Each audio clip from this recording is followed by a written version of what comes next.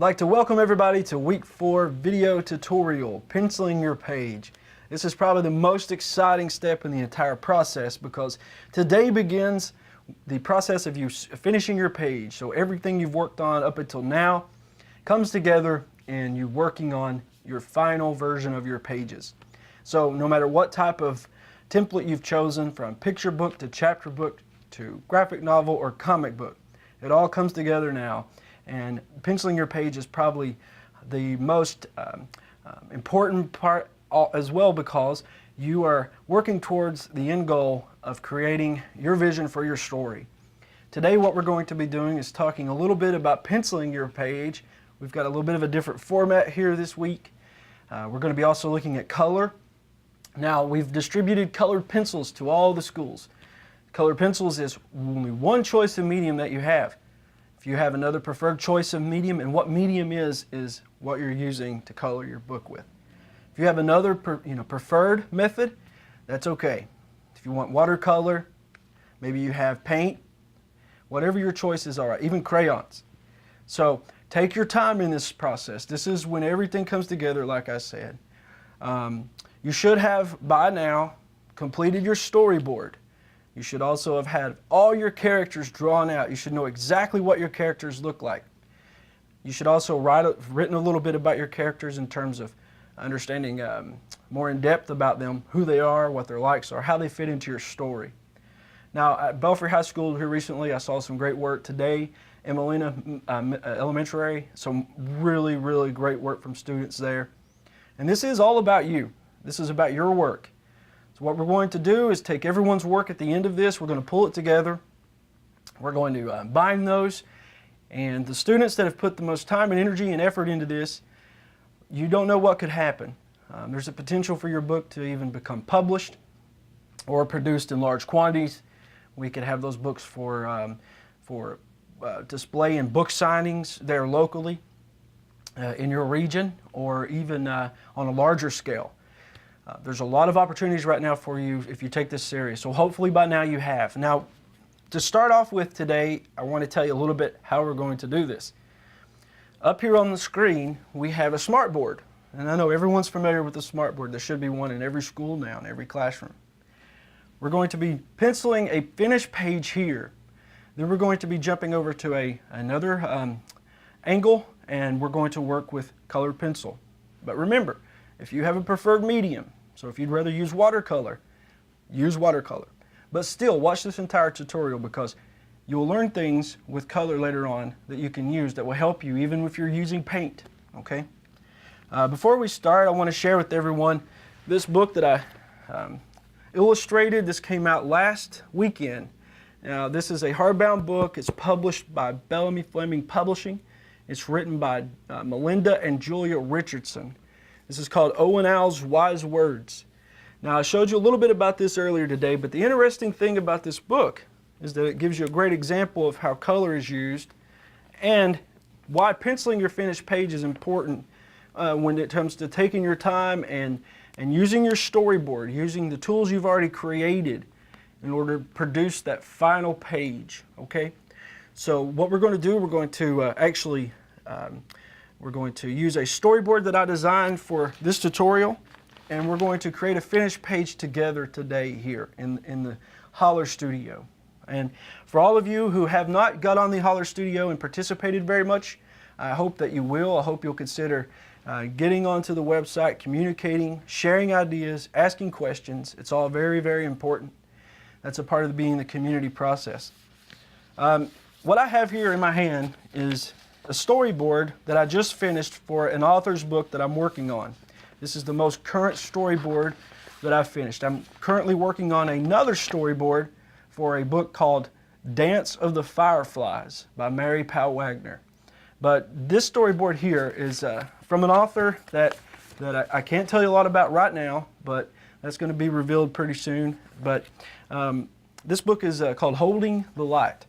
Now, if you see here, there's boxes on these pages. Now, these boxes, each one of those represent a page for my book. By now, you should have something similar to this.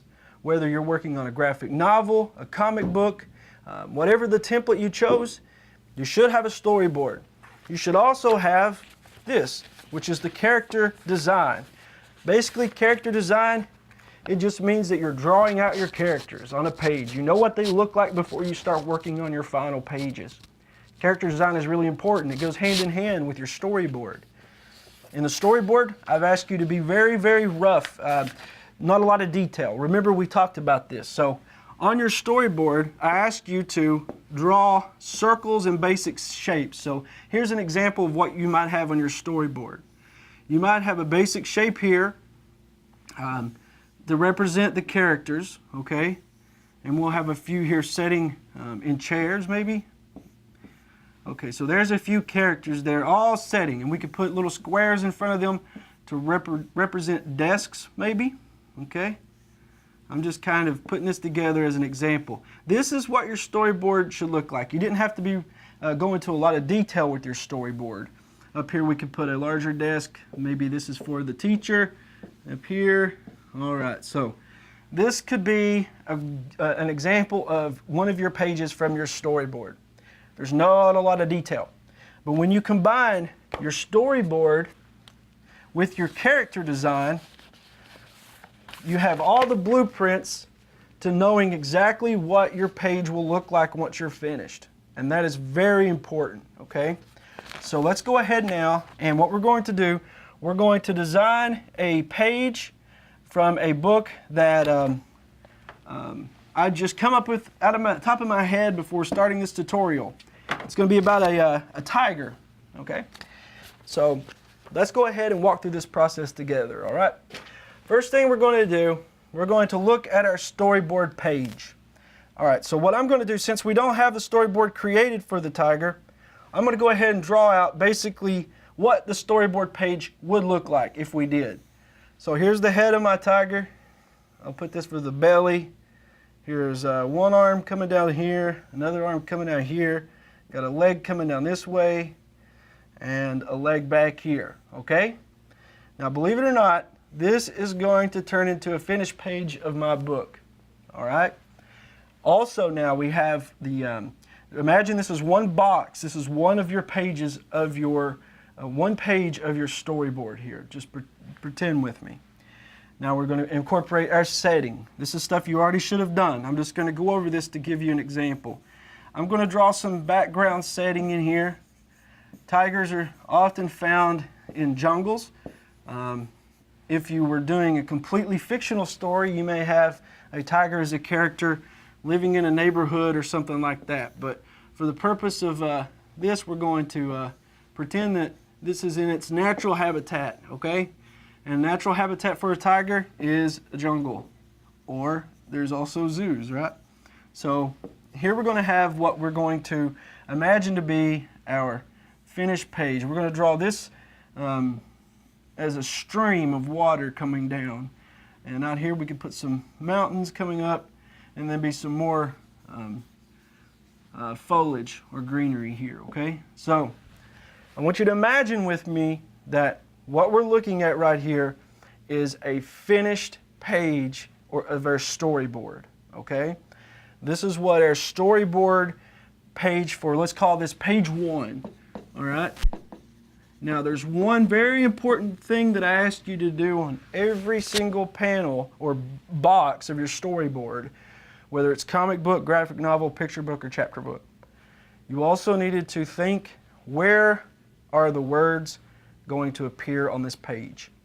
Now for me, for the purpose of this as an example, I'm going to put my words in this area right here. Let's see. Right here. This is where my words are going to appear on my page. So if you look at this page and imagine this as a storyboard box for my finished page 1, you're going to see that I have the character here very roughly drawn. You're going to have the setting very roughly drawn, and you're going to know where the location of your words, where they're going to appear. That's the things you need to know before starting your penciled page.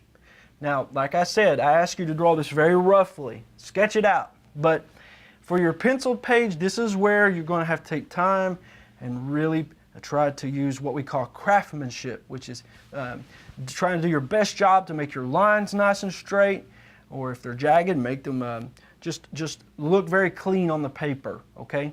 When you apply your color to it, or if you're doing a collage, you also want to keep in mind that this is when you take your time to make sure that you stay within the lines that you've created, or more advanced, we could say this is where you start to incorporate different hues of color in order to show maybe what we call perspective. Remember that from our other video?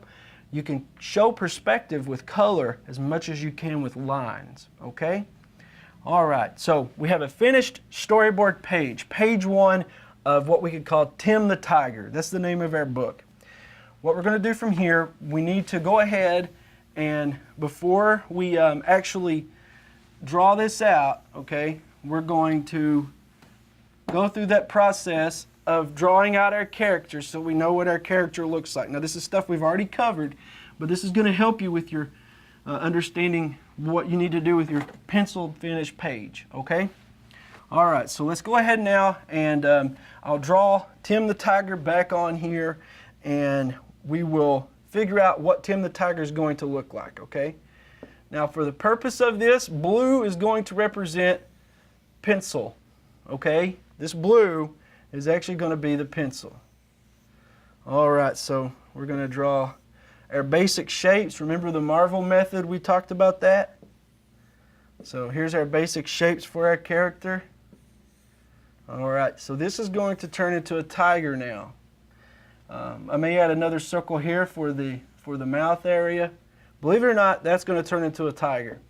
So now I'm going to use black, and what black will be is pencil again, but I'm going to fill in the details here. I'm going to use black and blue so you can see what it looks like when I start to add the details on, okay? The first thing I'm going to do, I'm going to go ahead and follow along the lines that I've already created here, right? I know exactly where I'm going to draw based on what I've already created, all right?